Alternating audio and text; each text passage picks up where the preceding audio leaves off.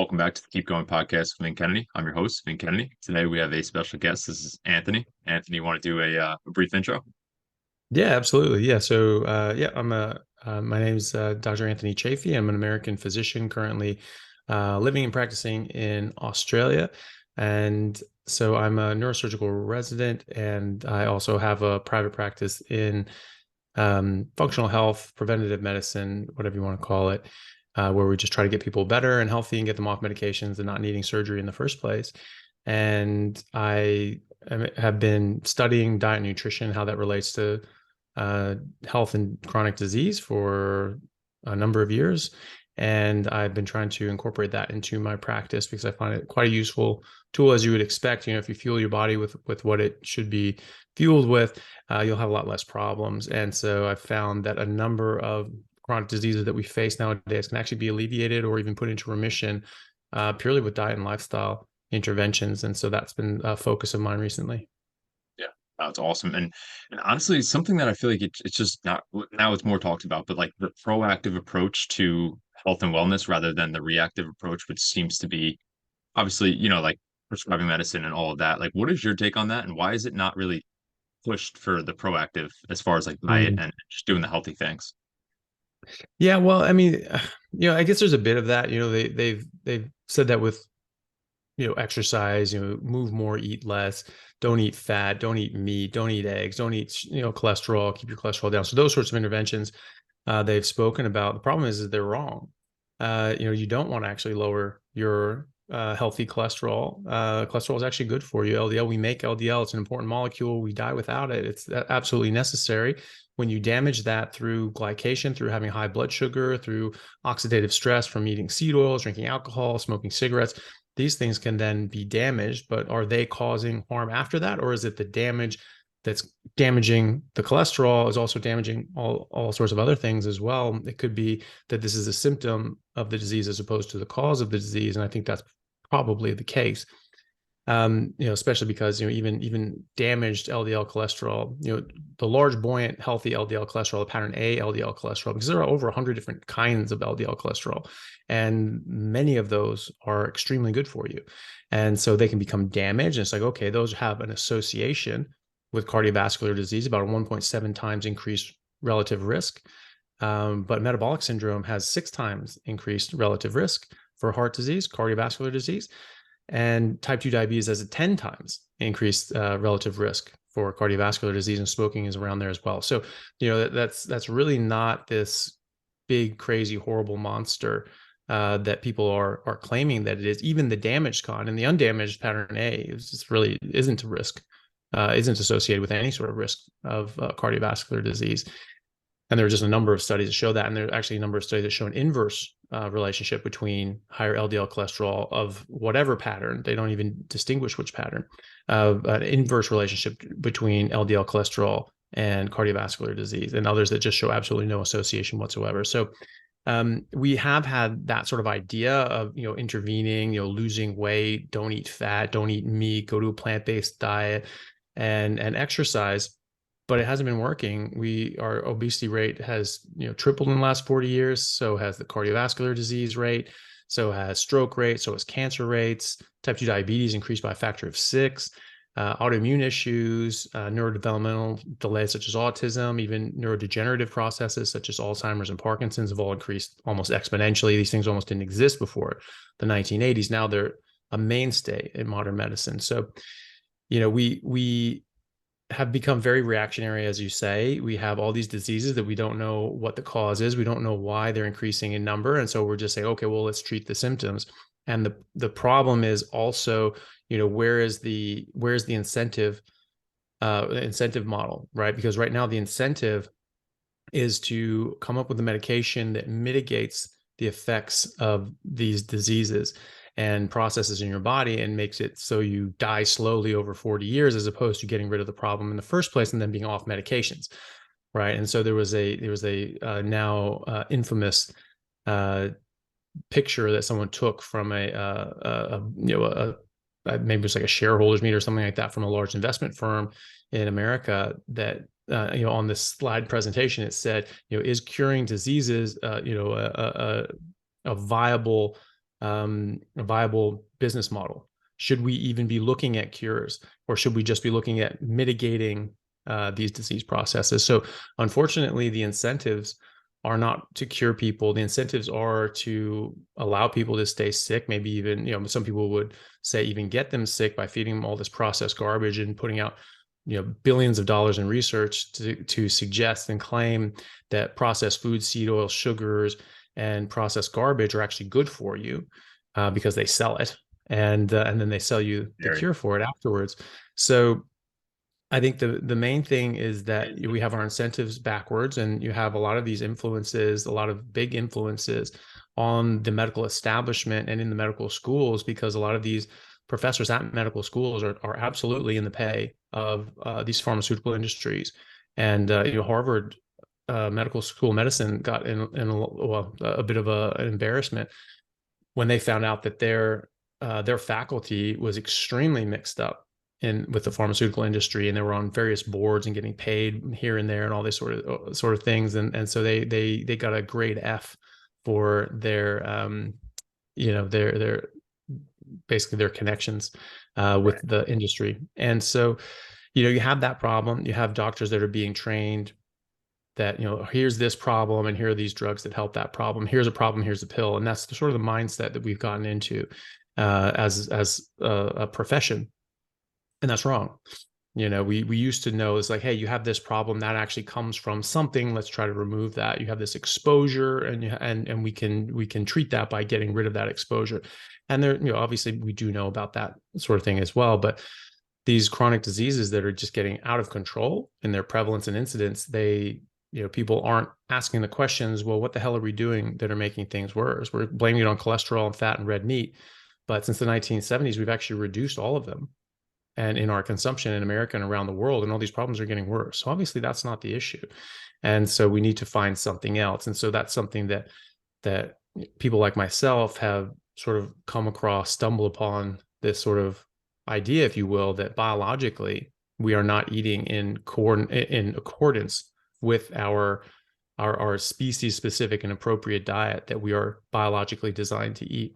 And once you do that, once you start recognizing that human beings are animals, and as animals, all animals in the wild, anywhere in the world, have a very specific diet. They eat very specific things. Any zookeeper will tell you, if you feed an animal something that doesn't eat in the wild, something that didn't evolve on, it gets very sick. But what does it get sick with? It gets obesity, heart disease, liver disease, diabetes, cancer, and all the other things that we get. And they even call them human diseases. They say, no, no, no, don't feed them kibble and grain and all that crap, because they get human diseases. And they use that term, human diseases, as well. So they're not catching cancer from us. They're not catching arthritis and Crohn's disease from us. The food is causing it. And this is why there are signs at the zoo that say, don't feed the animals. It makes them very sick. Don't feed the animals the thing that you are stuffing in your mouth right now. And that should be very telling to people. We are not just alien creatures that have been dropped on this world, and these physical laws don't apply. They absolutely do.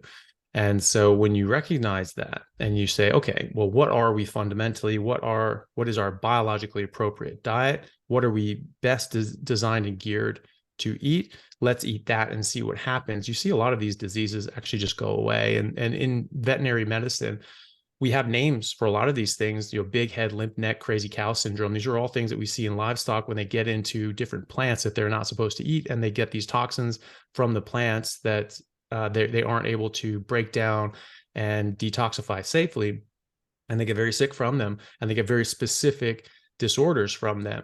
And we're getting specific disorders too. We're getting Crohn's disease, we're getting ulcerative colitis, we're getting rheumatoid arthritis, we're getting gout, we're getting heart disease, we're getting cancer, we're getting all sorts of other things, and diabetes.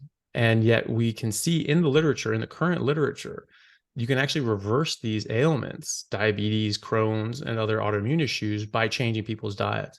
And so what does that mean? That means there's something in that diet, whatever they were eating, that you've now removed, that was precipitating or worsening that condition in the people that are genetically predisposed, that is.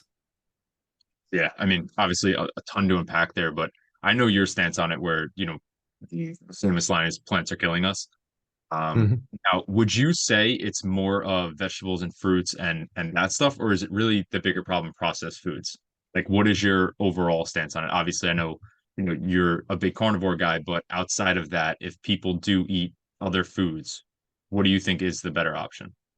Yeah. So I think that the main thing is just making people understand that meat is not the problem. Meat is not an issue. Meat does not cause disease.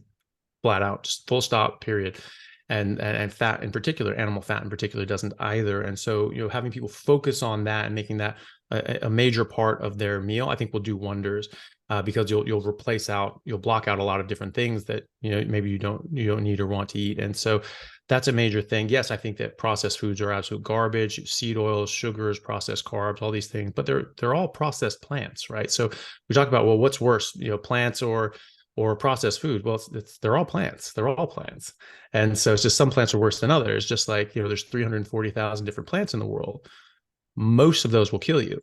Most of those are what we call inedible, right? So there's a vanishingly small fraction of a percent of plants that are even edible at all. They won't just kill you. And so, plants in general, yes, you don't want to eat them. And we know that, right? You get lost in the woods and you run out of food. You can't just eat any random plant, right? Most of them will cause serious harm or even kill you. Half a leaf of hemlock, of North American water hemlock, will kill you within minutes. It will give you intractable seizures that you cannot stop. And so, depending on the plant, depending on the the vegetable or fruit or whatever that you're getting. I mean, so even most fruits and berries, you can't just eat any random berries off bushes too. Those a lot of those will kill you as well. We need to be very specific because the plant wants something to eat the fruit or the berry, but not necessarily you. Often these have co-evolved with birds to eat the berry, and that seed goes through them and actually germinates in their gut, and then they deliver them. So if you eat that seed or that fruit, then that seed doesn't germinate, and so that plant really doesn't want anything except its specific bird or animal to eat it. So it does depend. If you talk to people like Sally Norton, who is has master's degree in nutrition from Cornell, and has worked in clinical research in nutrition space for decades. She wrote a book called Toxic Superfoods, and talking about all the different sorts of toxins that are in plants that are actually really harming people. And she was a very vegetarian, plant-based for years, and she literally crippled herself. She ruined her life. She was so hurt and damaged from the whole food plant-based diet that she was eating that she was actually wheelchair bound and crippled in her 30s, right? So she was extremely hurt by this, and she basically made this her masterpiece, or her magnum opus, on oxalates and the toxin and the poisonous nature of oxalates and how harmful they are. And she actually said, people going to a plant-based diet and they start eating whole tons of spinach, which have tons of oxalates, you can put yourself in the hospital. You can have an acute oxalate poisoning. Liam Hemsworth, the Australian guy, one of the Hemsworth brothers, he put himself in the hospital with his green smoothie diet after 3 weeks of green smoothies and spinach smoothies, because there's so many oxalates in there that he put himself in the hospital. He had acute oxalate poisoning. He had to get emergency surgery on his kidneys to pull out these massive, massive stones that couldn't pass. So she was saying actually that she prefers processed food diets to these high oxalate whole food plant-based diets.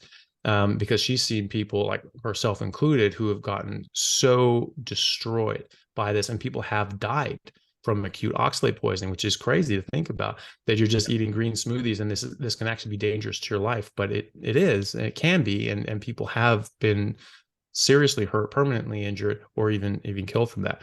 I think you have to think of all of it. I think that all of these things can cause harm in certain ways. And people say, well, I had a spinach salad the other day and I didn't die, therefore spinach is safe or broccoli is safe. I'm like, well, that's not really a thing. That's like saying, well, I went out last weekend and smoked a pack of cigarettes and a handle of whiskey and I didn't die, so therefore smoking and drinking aren't bad for me. They're not poisonous. And it's like, no one's that naive, because over years, over decades, this will cause damage and erosion of your health and your biochemical and biophysical processes, and cause end organ damage, and eventually this will kill you.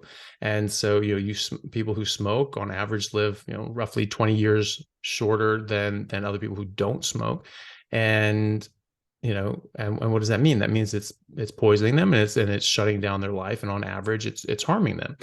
So that's the same thing for these plants. I mean, I think, going to a whole food meat based diet and cutting out processed food, cutting out the seed oils and the sugar and the processed carbs, because I think that just eating carbohydrates in general is not actually in keeping with our biophysiology. That's just kicks us out of our major biochemical metabolic state. I don't think that ketosis is a starvation state. I don't think that that is just there just in case we're crossing a desert and we can't eat anything. Most humans over the past 3 million years to 4 million years have largely ate meat. And then sometimes during the ice ages and other periods were exclusively eating meat. They didn't even have an option to eat anything but meat. And so how would that be just a starvation state? Yeah, I eat 5,000 calories in ribeyes. I'm not starving. I am not fasting. So that's clearly not a fasting state. I think that's been misnamed. And I think that people have only named, a carbohydrate driven state as a fed state, and a non-carbohydrate driven state as a fasting state, because by the time we were able to look at our biochemistry at a molecular level, everyone was eating carbohydrates and said, oh, when you eat, it looks like this. When you don't eat, it looks like that. Not realizing at the time that when you eat anything at all except carbohydrates, it also looks like you're so-called fasting. So I think that you need all of it. I think that just focusing on meat, focusing on fatty meat, and sort of getting rid of the processed crap, getting rid of the high oxalate foods, getting rid of the nightshades, getting rid of the beans and seeds and legumes. These are all seeds.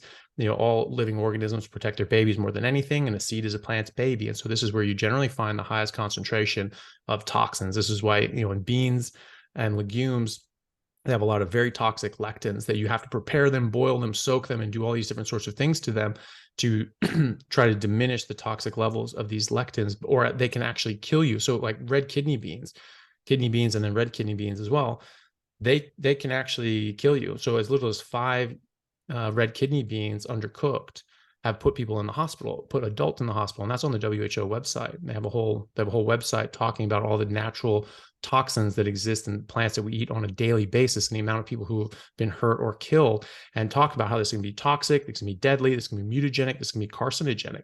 So they have carcinogens in them. They damage and disrupt the physiology and precipitate cancer down the road. This is a well-known fact in specific communities, but unfortunately that hasn't been disseminated out. So I think that the main thing is eating what we're supposed to eat, eating what we are designed to eat, what we've been eating for the last 3 to 4 million years, which is meat and fatty meat. And, maybe having some other things with that if you choose, but trying to limit that, try to notice that there are some things that are worse than other things. And, just maybe having those as a garnish or something, for enjoyment, if you enjoy that sort of thing, which I don't. But if you want, I like to feel my best all the time. I like to feel optimal all the time. And I notice that some of these things slip back in, that I do not feel my best. I can see a difference. And so, whatever little is in there, it's enough to take me off my game. And I don't like that. So, but if just when people would eat whole foods, try to cut down on the oxalates and just focus on eating meat and not be afraid of meat and not afraid of fat, I think that the world would be a much healthier place. Yeah, absolutely. And for people that do make that switch to full carnivore, what are the issues that you're seeing? Because obviously it's easy to mess up. So what are you seeing that people are doing as far as like making mistakes while on carnivore? Yeah. So, there's a number of things. Sometimes people just think of a carnivore diet as, oh, I'm just going to eat more meat. And so they still eat meat, or they eat more meat, which is great, but then they're still eating other things as well. Or they're using artificial sweeteners and say, oh, well, if it's keto, then it's okay. So you're using keto snacks and treats and almond flour and artificial sweeteners like erythritol or stevia.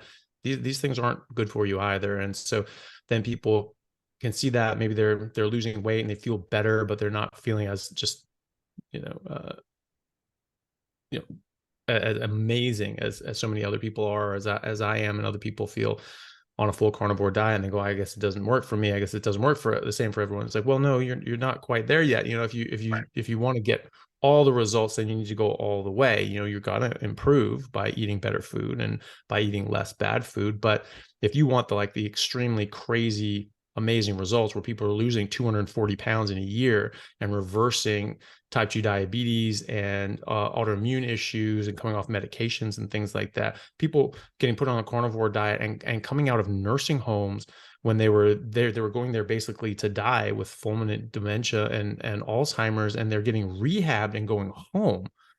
And that's amazing. That's absolutely incredible. It's you know, it's unbelievable to a lot of people, and yet it is happening. And so, you know, that's something that I would say to people. You know, if you're having problems and you're not getting the results that you think about, you know, think about what else you're eating. Are you just eating meat, salt, water? Is that it? You know, because I think it's as important what not to eat as what to eat. So my rule for myself is no plants, no sugar or sweeteners, nothing artificial. And that goes for sauces, seasonings, and drinks as well. And I find that when people, you know, stick closer to that, they have better results. Another one is not eating enough. It's very easy to undereat on a carnivore diet because your hunger signals are just radically different. When you're eating carbohydrates, it deranges your hunger signals, and you think that you're hungry all the time. You think that you're starving, and so you overeat. And that's just very simply put. But you know, I talk about this in other lectures and things like that. You know what happens, but you know, just briefly, when you eat carbohydrates, your blood sugar goes up, obviously, but blood sugar is harmful. High blood sugar causes harm because those glucose molecules physically fuse to other molecules and they permanently damage them. You have to replace them and get rid of them. And that takes time. And sometimes it's, you know, it builds up and causes a serious problem. So in order to mitigate that, your body recognizes this is a danger, this is a problem. I mean, this is what kills diabetics, is, you know, decades of chronically high blood sugar. And so you raise your insulin up to try to get the stuff out of there. You try to get it out as quickly as possible. But the problem is that insulin has a very high, very long half-life. And so your insulin can stay up for over 24 hours, but your blood sugar is now dropping too low. So now you feel horrible and your blood sugar is too low, and insulin forces energy into cells. It doesn't allow it to come out of cells. So now you can't, your fat cells are locked down. You can't access them for energy. And so you have to keep eating carbs. You have to keep feeding the beast. And it also does something more insidious, which is it blocks a hormone called leptin, which is secrete, well, you know, there's stretch receptors in your stomach. And that's when people say, oh, eat a bunch of fiber because it'll stretch this out and you release leptin, you'll feel full and you won't want to eat anymore. That doesn't happen. People are chronically hungry when they're eating that sort of, you know, cabbage diet because it doesn't have any nutrients in it.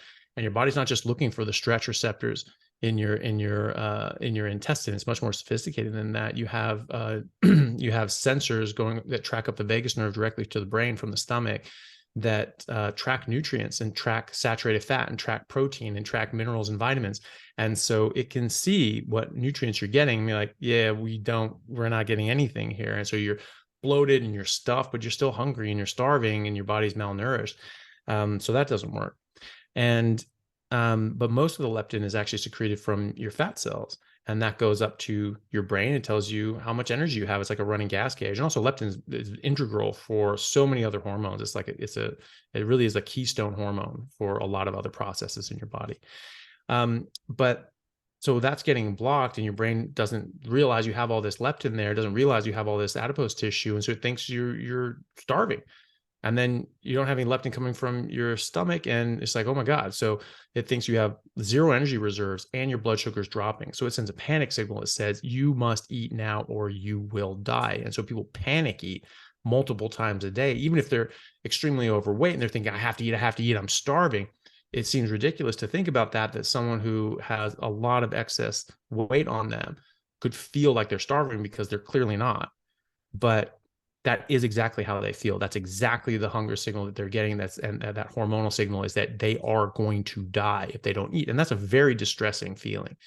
And so when you stop eating carbohydrates, you stop eating these things, and different lectins as well can bind actually more tightly onto your insulin receptors and actually can bind leptin as well. So it can cause the same problems as insulin does and actually worsen those problems, because some of these lectins can bind 5 times as tightly to insulin and cause worse effect than the insulin. So when you're eating these sorts of things, that can cause those problems. You can easily overeat. When you get rid of all that, your hunger signals are much more mild. They're much more subtle. And so all of a sudden I just don't feel hungry. I don't feel hungry at all. I talk to a lot of people like, I haven't felt hungry in months. I don't even know when I'm supposed to eat.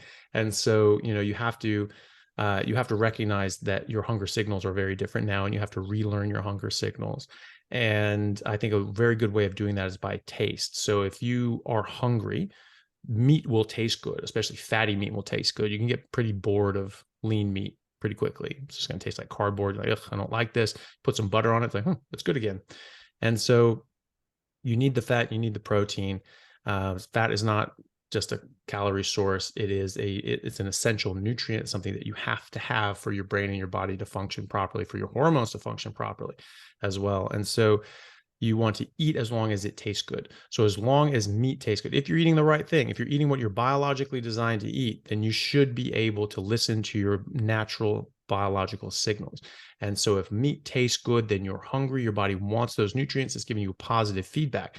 And that positive feedback will lessen as you go. And then eventually your body gets as much as it wants. And as it goes, right, we don't need this anymore. And you don't get any positive feedback. And you just kind of go like, I don't really want to eat this anymore. If you push it, if you try to keep going after that, it will actually get negative feedback. And some people who just are just used to eating a certain volume of food, they'll just like, oh, I hate, I hate this. I like it at first, but then halfway through the meal, it takes me, 2 hours. I had to just force myself.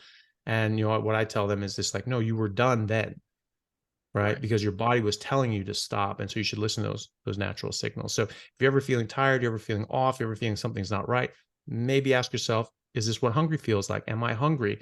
Does my brain need some more energy? Try eating some meat, try eating some eggs. If they taste good, yes, you're hungry, keep going, and sort of jot that down in your head. And then you'll be able to relearn your hunger signals after that. I think those are some major ones. And then also people thinking that you have to buy the only meat that's good meat is the Whole Foods grass-fed finished $90 a pound sort of steaks, and that is not the case. Yes, grass-fed and finished beef can be more nutritious, can have a higher nutrient profile and denser nutrient profile, but it's not the end all be all. And also, things are said they're grain fed and finished or grass fed and finished that actually aren't. So, you never really know, but grain finished beef is better than anything else that you might buy. Right. So I think there's gold and silver medal at the Olympics. So silver medalists lost a gold, but the silver medalists also beat everyone else on earth. And so, you don't have to break the bank or do anything silly because you have to get the only meat you can get is that you should get is grass fed and finished. No, you can get any kind of meat that you like, that you enjoy, that makes you feel good, and that you can afford. So people don't need to break the bank just chasing the ideal cut of meat. Yeah, no, that's a really good point. And I think it's funny because I don't think a lot of people actually ask themselves if they're actually hungry, right? It is just we're Mm. so accustomed to these signals that produce us to overeat and lead to problems. But within that, also, what do you think it is about going carnivore or just really prioritizing protein that makes it more satiating? Is it because you're getting those nutrients? And then, like caveat is that obviously, like protein has a higher thermogenic effect. Do you think Mhm. because it takes your body more work to break it down, it can also play a part in how satiating it is?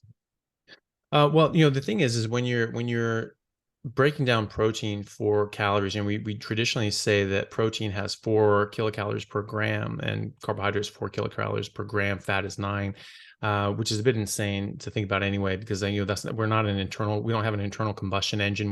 But that's what calories are. You burn these things and it releases energy, and they measure that. That's not how our bodies work. These are complex organic molecules that have complex chemical interactions in your body. So every single amino acid has a different chemical effect in your body. Every carbohydrate has a different chemical effect in your body. Every fatty acid has a different chemical effect in your body. All of them. And so think of them, just trying to reduce that down to just the energy that's released when they burn them is just sophomoric, and it's just completely unhelpful in that sense. But when you are looking at it strictly and from that calorie release state, yes, things do balance differently. So it's calculated that when you're like in a ketogenic state, when you're using amino acids for energy, you actually only get about 3.4 kilocalories per gram. So there's a difference there. So people say, hey, I'm eating more, you know, calories, and they're calculating it out, and it's actually working out differently in their body. Well, yes, again, these things work very differently in your body than just the amount of energy that they're burned. But I think that the major reason that it's more satiating is you're not, if you are not eating carbohydrates, you are not beholden to that pathway signaling, that derangement of your hunger signals and the disruption of your leptin and your ghrelin, which is counter to leptin, which can actually be upregulated by different things we eat, such as fructose or alcohol. And so that tells your brain there's nothing here. You have to eat. There's nothing in the pipeline. There's nothing in our stomach. Eat now, right? And so, you do away with all of that. But also, like I said, there are these receptors that are in your stomach that actually track the amount of aminos and proteins that are there and fats that are there. And they send those signals direct to your brain and it just goes, yep, we got it. And so I think that's a major, major, major player in how satiating these things are, because our bodies actually track nutrients more than they track calories. So our body's not just like, oh, I need 2,000 calories today. There we go. No, it wants nutrients, it wants protein, it wants fats, it wants vitamins, it wants minerals, and it can tell when those things are coming down the pipe. And once it satisfies that, then your brain gets a signal that says, we don't need this anymore. And then all of a sudden, meat doesn't taste good anymore. And you go on with your day. Yeah, no, that's interesting. And I often ask myself a question of like, obviously there's the obesity epidemic, and I'm like, if people knew exactly how many calories they had to eat, like we had like an internal Mm, tracker, do you think they would yeah, eat to that level? But it actually sounds like through nutrients, that would be a better tracker than calories, correct? I think so. Yeah. And yeah, because and it's also very interesting too that you talk about having that internal tracker. When you're eating what you're supposed to eat, you should have an internal tracker, because we have hunger signals, we have satiety signals, we have a point where we're like, I don't really want to eat anymore. You have a point where we're like, I need to eat right now. So there's that innate biological urge to do one thing or the other, and this is an actual sense, just like our sense of sight or smell or taste. This is an innate sense and a very important sense. And so, why would we just not be able to trust that? Saying, oh yeah, you should never trust your hunger, just always leave the table hungry, all that sort of stuff. Well, doesn't that mean that we're doing something wrong? We're disrupting this, because like glasses, if you need corrective lenses, that means your vision is off. All right. So we're saying that we can't trust our innate sense that something's off. We need to correct for it. Okay. So is that something wrong with us or something wrong with our environment and what we're doing? I think it's wrong with our environment and what we're doing. Animals in the wild, they eat exactly what they need to eat and no more. And I've never seen a fat kangaroo or fat giraffe or a fat lion. They're all ripped, and people say, well, that's because they're out in the wild. They're running around all the time. They get all this exercise. Not in the zoo. They don't get any exercise in the zoo. They live in a box. And it's the definition of a sedentary lifestyle. And yet they're ripped. They look like they're on steroids, some of these things. And again, I've never seen a fat zebra, fat giraffe, or a fat lion. And that's because they're eating what they're supposed to eat, unless you don't feed them what they're supposed to eat. And then they get fat and they get sick and they get all these other problems at sort of more unethical, cheap sort of zoos or animal enclosures. So they know when to stop eating. King Lion gets to eat as much of what he wants before anything else gets to touch it. And so why doesn't he just gorge himself on an ox that they took down and then just like be puking up meat and just, oh god, just rolling around with a fat stomach or something like that? He doesn't. He eats as much as he wants to, and then he stops. He's an animal. He's not sitting there going, it's like, well, my trainer told me to leave the table hungry, to leave the gazelle hungry. They don't do that. They eat as much as they want to. And so you should be able to eat as much as you want to if you're eating the right thing, right? And so that's what I think is very telling about a carnivore diet, is that when you eat our biologically appropriate diet, you should be able to listen to your hunger signals and your satiety signals, and people can. And so they naturally eat exactly what their body wants in order to lose weight, put on muscle, put on bone density, and revitalize their health, and then get down to a working and optimal body fat percentage eventually. And it does it naturally. It just does it naturally. And then you get down that body fat percentage and your hunger goes up. And all of a sudden you're maintaining that, and you perfectly maintain. I haven't counted a calorie ever. And so, I've been doing this for years and years. I maintain my low body fat percentage all the time without working out. I don't have time to work out all the time. If I can get to the gym, once every week or two, I consider that a bonus.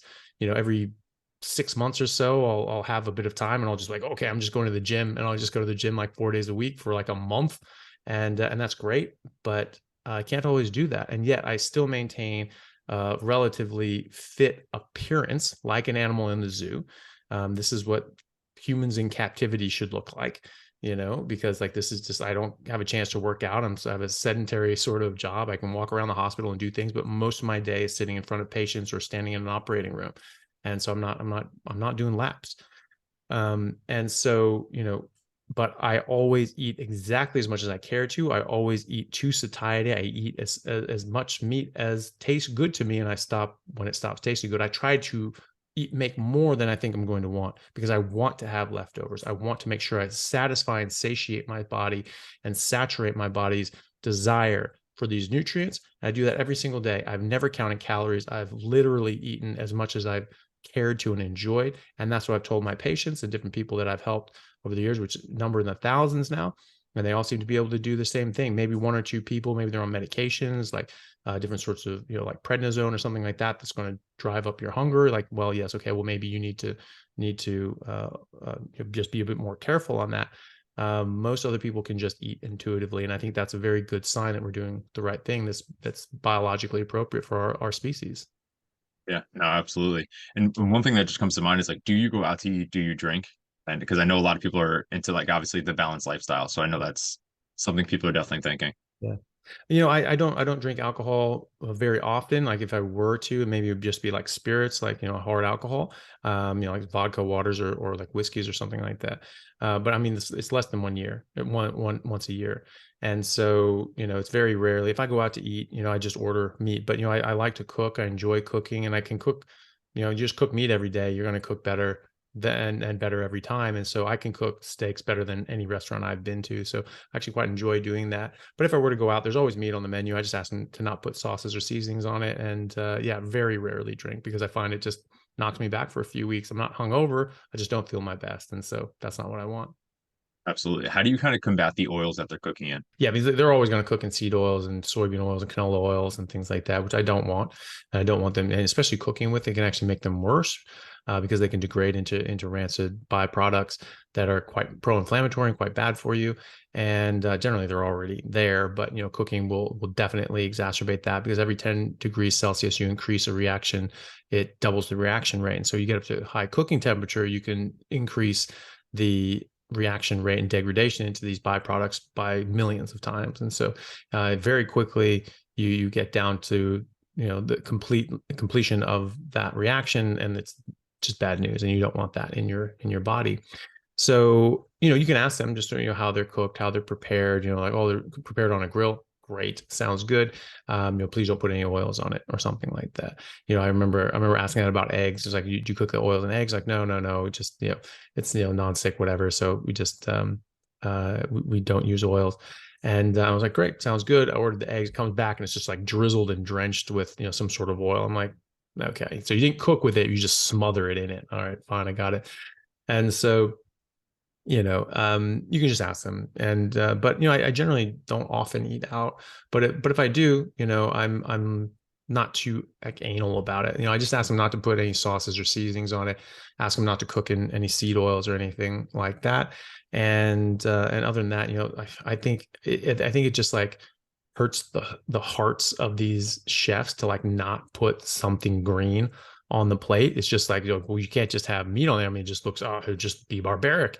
And so they just like put this sprig of parsley or like just dust it with chives. And it's like, God, every time. And then like, and so, you just scrape that stuff off. But, it's usually, I mean, there's always meat on the menu, unless you go to like a full on vegan restaurant, which I have. I met a friend there who was vegan, and they wanted to go, or, plant-based, they wanted to go to a vegan restaurant. I was like, that's fine. I just hung out and drank water. That's one of the brilliant things about this, is that I don't need to eat 3 times a day. And so while other people are having 3 meals and 3 snacks a day, like I eat once. I eat a big ass steak at night, and that's it. And I'm good for another 24 hours.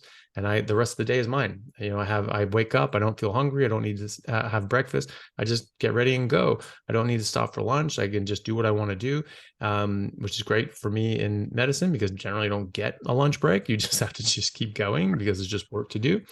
And then after work, I'm not slowing down, I'm not feeling bad, I don't need to like desperately get something to eat. If I have a late surgery or an emergency that comes in, it's not like I've got to figure out something to eat now, or I'm not going to be able to eat and I'm just going to lose my mind. It's just like, yeah, it's fine, let's do it, line them up.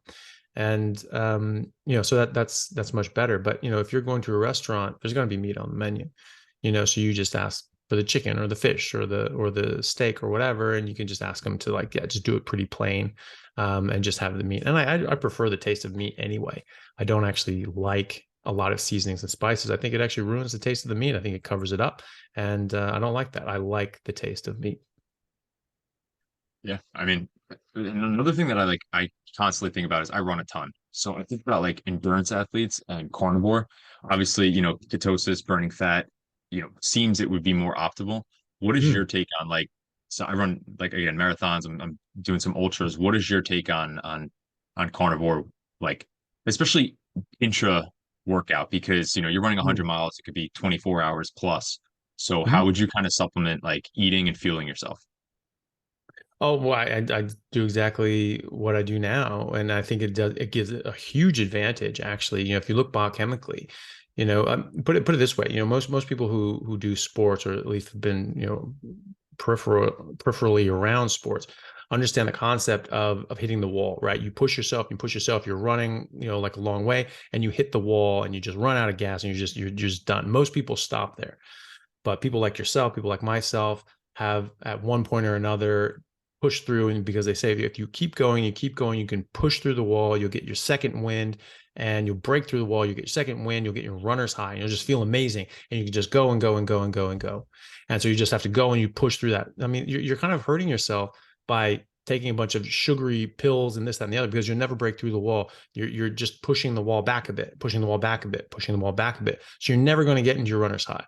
You're never going to get to that second win. So what that is biochemically is you're running on glucose. You have eaten a bunch of glucose, insulin's up, and so that's stop blocking lipolysis, blocking proteolysis. So you cannot go through gluconeogenesis. You cannot make glycogen. You cannot make glucose. You cannot make ketones to a large extent. And so you are reliant on the blood sugar and the glycogen that you have stored by carbo loading, right?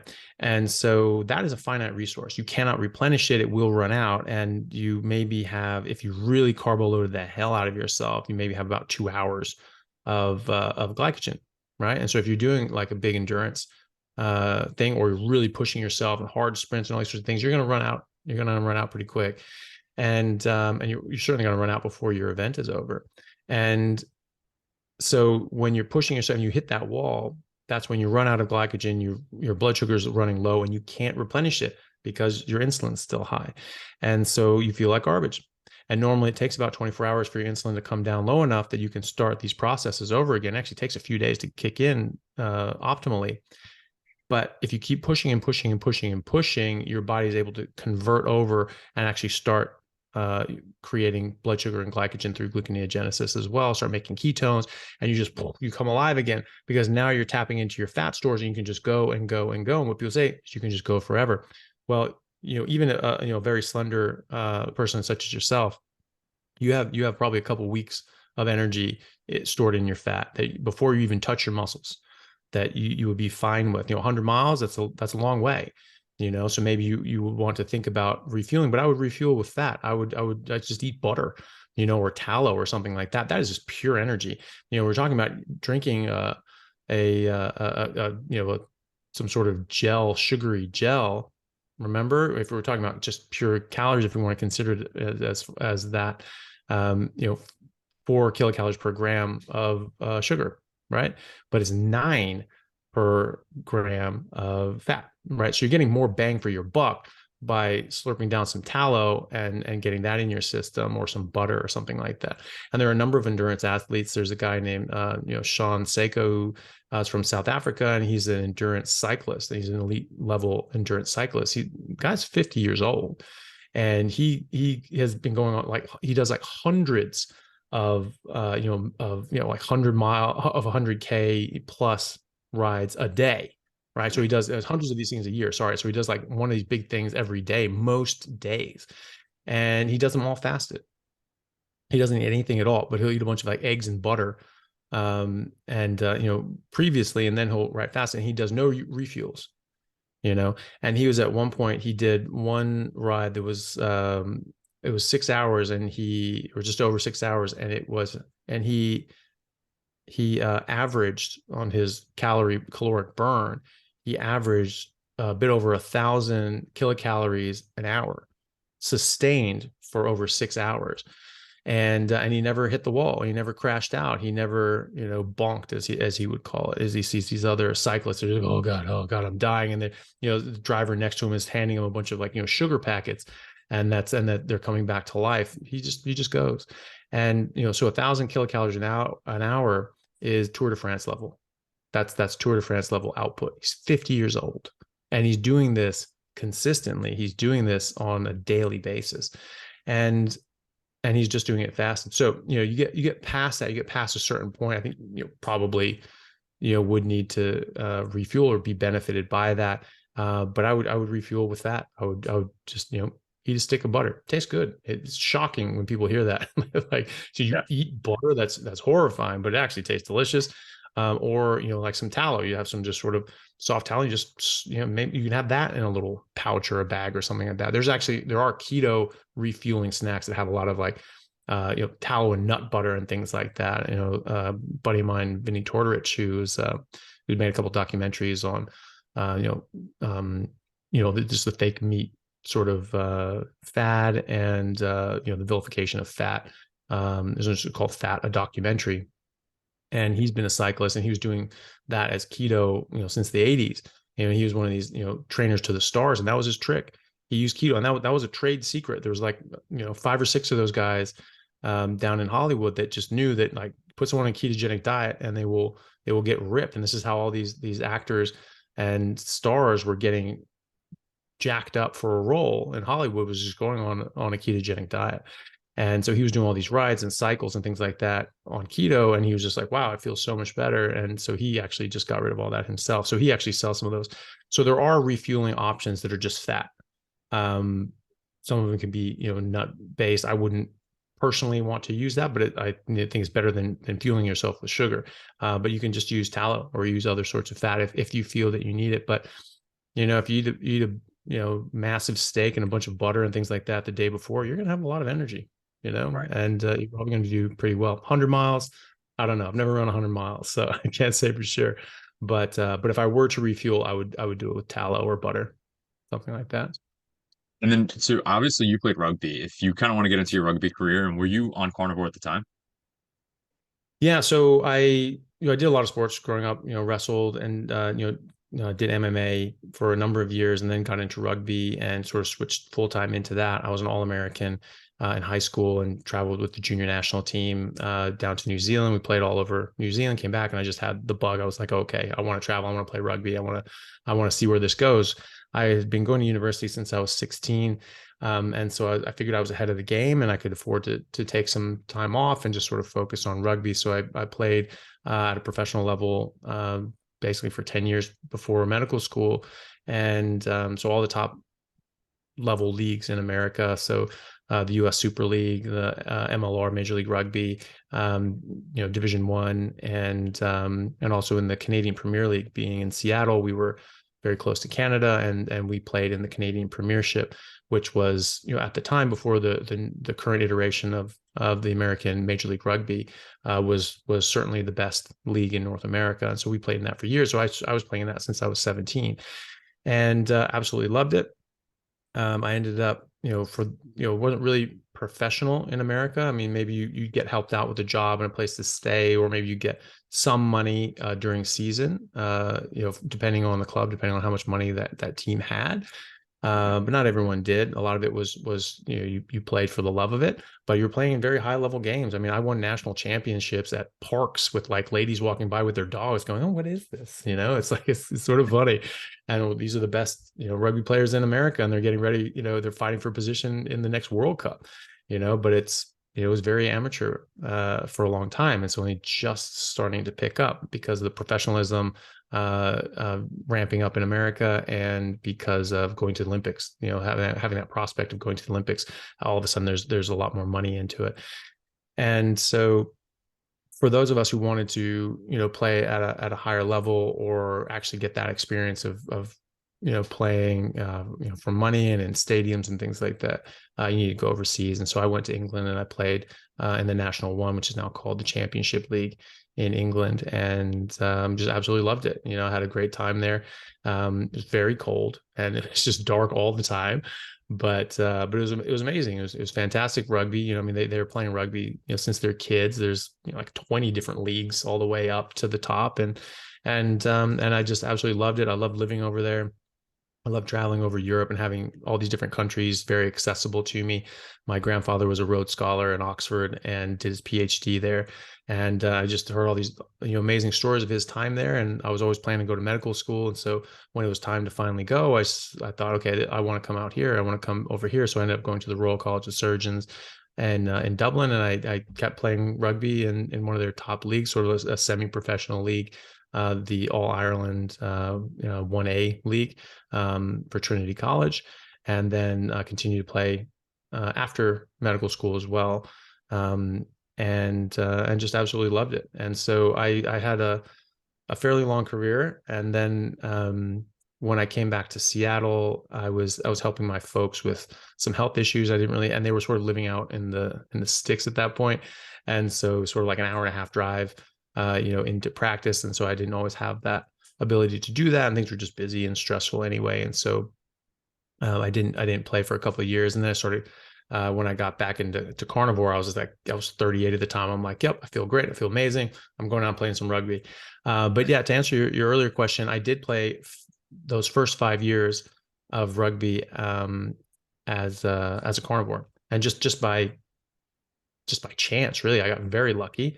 I was taking cancer biology at the University of Washington in Seattle, and I took this class, and we learned how of the toxic nature of plants. So I already knew. I'd taken botany classes and biology classes. I learned in 7th grade that plants and animals are in an evolutionary arms race. Plants becoming more and more poisonous, so less and less animals can eat them, so they can survive and thrive.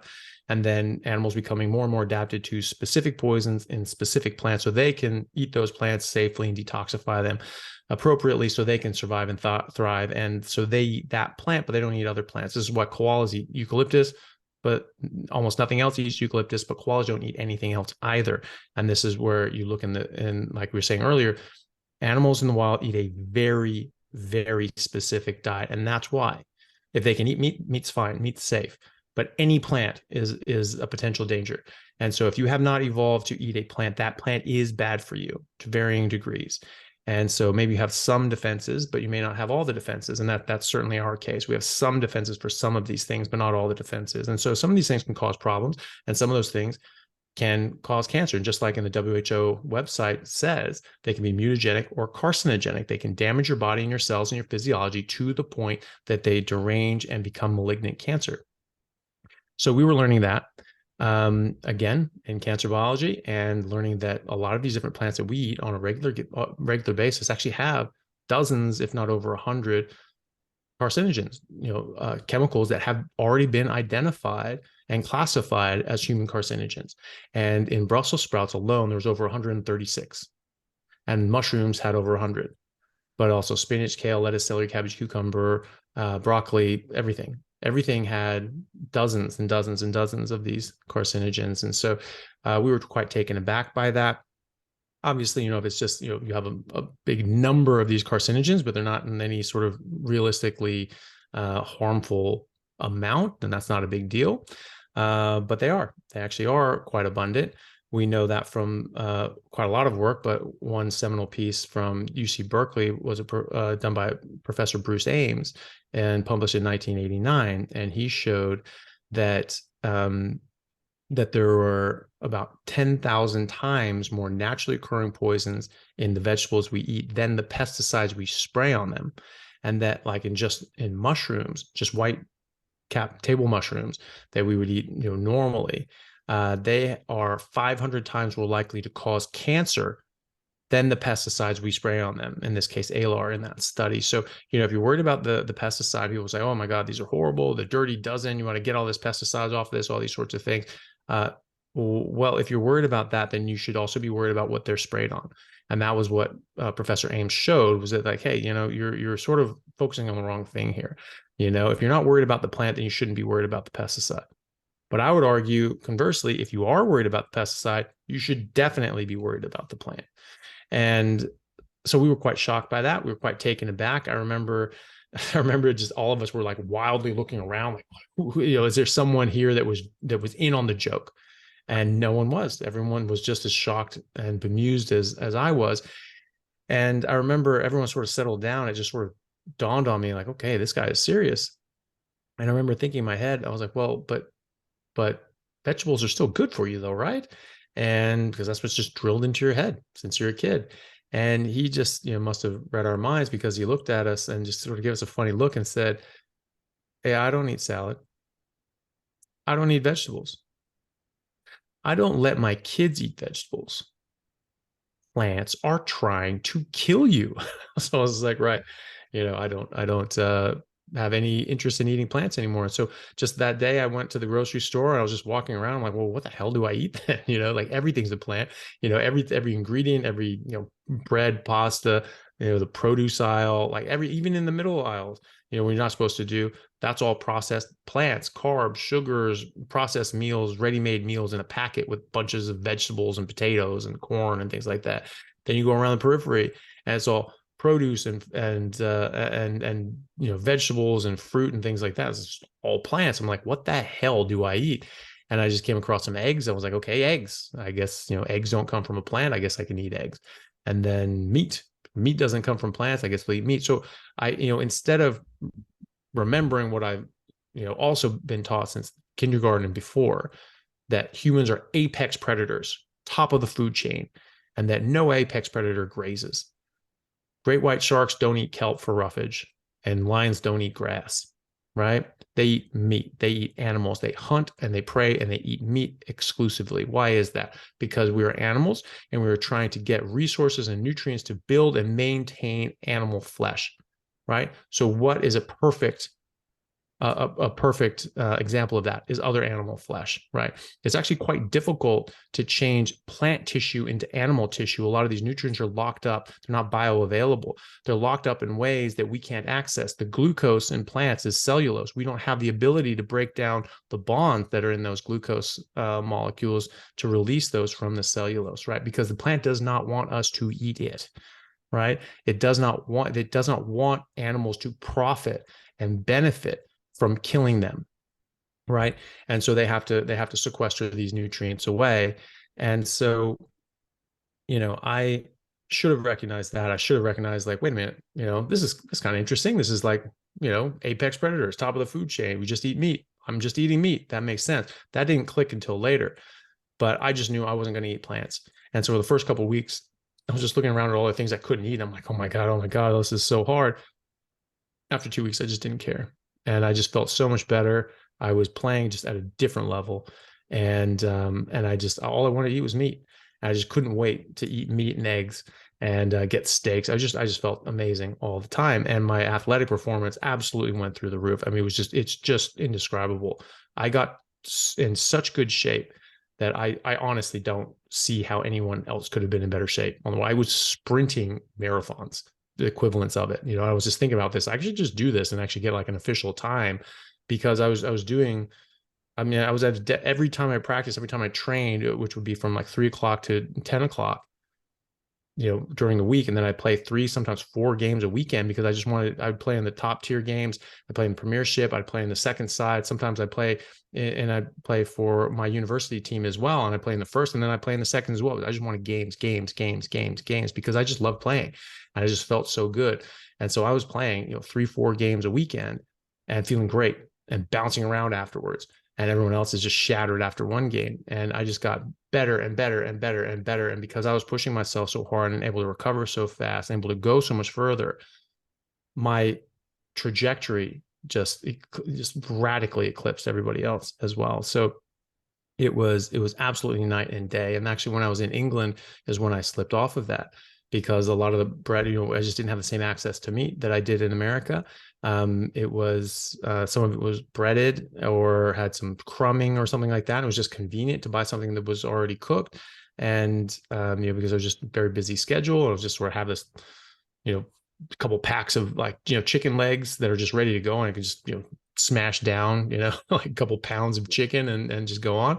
Um, so I was like, well, is it that big a deal? A bit of crumbing, dose makes the poison, all the same arguments that are going around now. Well, dose makes the poison, therefore spinach isn't bad for you. I'm like, okay, well, spinach has killed people, actually, as shocking as that sounds. Um, and so I convinced myself of, you can always convince yourself of something stupid to do. And so I did. And so I just really just had some crumbed bread. And I remember a couple months into it, thinking to myself, like, why don't I feel as just superhuman amazing as I normally do? Am I just not working out as hard? Am I not pushing myself? I was 25 at that point. I was just like, oh, I guess, you get into your mid to late 20s and it's all downhill from there. Your body just starts decaying and dying, and that's what you're sort of told, I guess. But, that's where that lined up. And the biggest thing that it did was it got me out of the mindset of like, I will eat no plants, like absolutely no plants. I'm just not touching these things. And so then just a little bit slipped in a little bit more and a little bit more. And eventually I was just sort of back to eating a whole food meat based diet. And, I felt fine, but I wasn't in like good shape year round. In the off season, I started putting on weight, I started putting on fat and bulking up. And then I'd get in, I'd start running that off and I'd start trimming down and things like that. I did not have to do that for 5 years. I was always in shape. And it was very easy, if I had a break or whatever, getting back into shape, getting back into running, it just took no effort, because it was just easy. I was already able to go back at a very similar level. Um, so it wasn't until I was 38 that I then looked back and found information that said like, no, actually humans just are carnivores as a species. That's the kind of animal that we are. And that's what I was doing. And that's why I felt so amazing and better than I've ever felt. That period of 5 years, I've never felt better in my entire life, except for right now when I'm 43 and from, 38 to 43. And, and I absolutely feel better than I ever have, except for that time. So I feel better now at 43 than I did at 27, playing high-level rugby and working out for 6 hours a day. Right. And, and that's exactly why, because I'm eating what my body is supposed to eat. I'm putting in my body what it's supposed to have. And so at 38, I was, 2 weeks into a carnivore diet. I was back from Bangladesh. I hadn't worked out in months. I hadn't really run or played a full season in 3 years. And, but 2 weeks on a carnivore diet, I was just like, yep, I feel great. I'm going to play some rugby. So I went back out with my team, the Seattle Saracens, who are now transitioned into the Seawolves, which are the Major League Rugby team there in Seattle. And I was back out there practicing with them and fighting for a spot on the team again. And was playing well and was having some opportunities to go in and start playing at a professional level again. And I just sort of dinged up my knee and flaked off some cartilage from my kneecap and, just got a big knee effusion. It swelled up and I didn't know what the hell was going on. I ended up having to get it scoped and missed out on the season, unfortunately. But I felt great. My body felt amazing. If it wasn't for that issue, there would have been no problem. I would have just felt amazing. And even on the fitness test, after, a couple of weeks of running, I'm now a month on carnivore, still not looking like I'm in shape and not feeling like I'm in shape to what I could get into. I got top 5 in the fitness test, just purely on diet. I mean, that was it. These guys have been training for months. I'd been training for 2 weeks, but I was on a diet that was optimal for me, and it's such an advantage. It's such a performance advantage.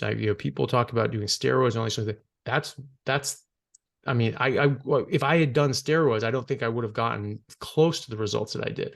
You take steroids, you still have to put in a lot of work and do these sorts of things. I just was instantly fit in comparison to all these other people because I just took the anchor off and I just was able to just go freely. So, and I know a number of people that are playing for the U.S. national team in rugby now, or playing professionally in Australia, or even just, old men who come into my practice, and I get them on a carnivore diet and they double their testosterone levels. I mean, how much would you pay as a professional athlete to double your testosterone levels legally? Right. Right. Well, it doesn't cost you a thing. All you have to do is actually stop eating all this other crap. stop eating these plants. They can be hormonal disruptors. A lot of these things have phytoestrogens or other sort of hormonal disruptors that will block your testosterone, that will increase estrogenic effect. Like soy and things like that, and but a number of other plants as well. And people vilify meat. They say, oh, there's all these hormones in it. Not really. They put hormones in them at the beginning so they can grow, and then that's out of their system, right? If you give them a big shot of hormones right before they get slaughtered, like you just wasted your money. So, yes, there's a slight increase in the amount of estrogen in beef, but it is fractional, minuscule in comparison to what even men make on a daily basis. There's about 3.9 nanograms per three ounces of lean beef that's been hormone treated, 2 nanograms in a normal cow that's not hormone treated. So it's double, right? So we think like, wow, that's double. And that's what you hear. There's twice as much hormones in there. Oh my God, double. That sounds scary, and it's meant to sound scary, but they don't tell you the rest of the story, which is birth control pills have 35,000 nanograms of estrogen, and that a fertile woman makes around 150 to 180,000 nanograms of estrogen. So a 1.9 nanogram increase is just really not an issue, and 3 ounces of soy can have over 1 million nanograms of phytoestrogens. And then some people will say, well, some of those phytoestrogens, they actually don't, act as estrogen. Actually, they can bolster, testosterone or suppress estrogen. It's like, why do you want to screw with your hormones at all? This is something that you are saying one way or the other screws with your hormones. Why do you want that? So, like that's not beneficial. And so you're saying, and also they actually, there are a number of doctors and things like that prescribe soy supplements and just eat a lot of soy if like women are going through menopause because of the estrogenic effects. So there are a number of different things that can disrupt your hormones, disrupt your health in so many different ways, even just insulin, eating glucose, eating sugar raises your insulin, and that high insulin can actually disrupt your hormones. In women, insulin blocks the conversion of testosterone into estrogen in the ovaries. So women make testosterone first, and then that's converted into estrogen. High insulin levels block that. And so they can develop what's called PCOS, which is polycystic ovarian syndrome, and a leading cause of female-driven infertility, and that is largely driven by insulin resistance and hyperinsulinemia, so having just chronically high insulin levels, and that just disrupts the inner workings of these poor women. So they're a massive harm that can be caused by these things. So so just looking at it from an athletics point of view, I mean, it's just a crazy difference. You get such a boost physiologically and physically and hormonally that I honestly just don't understand why every single athlete on earth is not on this. You have such a huge advantage over people, especially now because it hasn't caught on yet, and there are major professional athletes doing this right now. And I know NCAA D1 athletes that are winning All-American honors and like crushing school records because they're going carnivore, and they're just turning into just different levels of athletes. And so right now is the time to get in. Right now is to get your name in the record books. You go on carnivore, you give your body what's supposed to do, and you work your ass off. You are going to be able to perform much better than your peers. And so I think anybody would be wise to get on this ASAP. Yeah, no, I mean a ton of information there, and it's also one of those things like why not try it, right? Like what's the worst thing that could happen? The diet you're on right now is probably worse anyway. So it's Yeah. yeah, I try personally not to work in absolutes. So it's definitely I would Yeah. definitely give it a roll. But honestly, man, I really appreciate the time. I appreciate all the information and the insight and learned a ton on this one. Yeah. No, you're very welcome. Thanks for having me on.